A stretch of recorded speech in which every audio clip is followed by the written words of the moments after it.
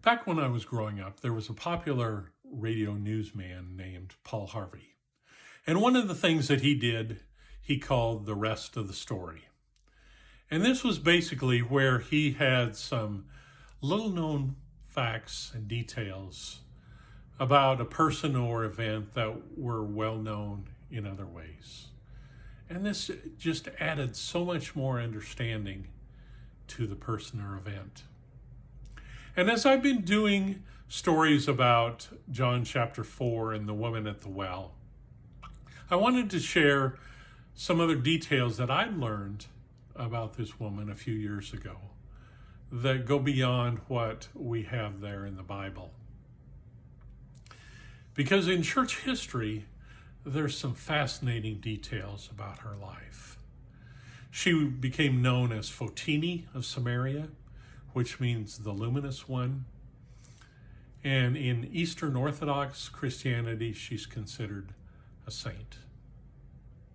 The story begins on the day of Pentecost, where Fotini and her sisters and two of her sons were baptized as part of the large group that had responded to Peter's sermon that day. Fotini and her family then traveled to different parts of the world teaching about Jesus. It is said that she preached Christ with great boldness and that her witness was equal to the apostles. Eventually, she felt led to go to Rome and speak to the Emperor Nero. But Nero was not a good man and he did not like Christians, so his response was to torture them. He tried beating them, tried throwing them into a furnace, tried poisoning them with no ill effects whatsoever. Eventually, Fotini and her sisters were sent to his daughter, but her daughter was converted along with 100 of her slave girls to Christianity, and they were baptized as Christians.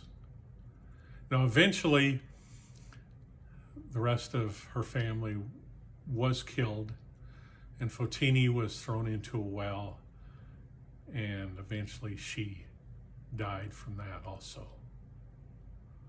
But this woman that Jesus came to meet, that seemed so unlikely, so unworthy, ended up changing so many lives in this world.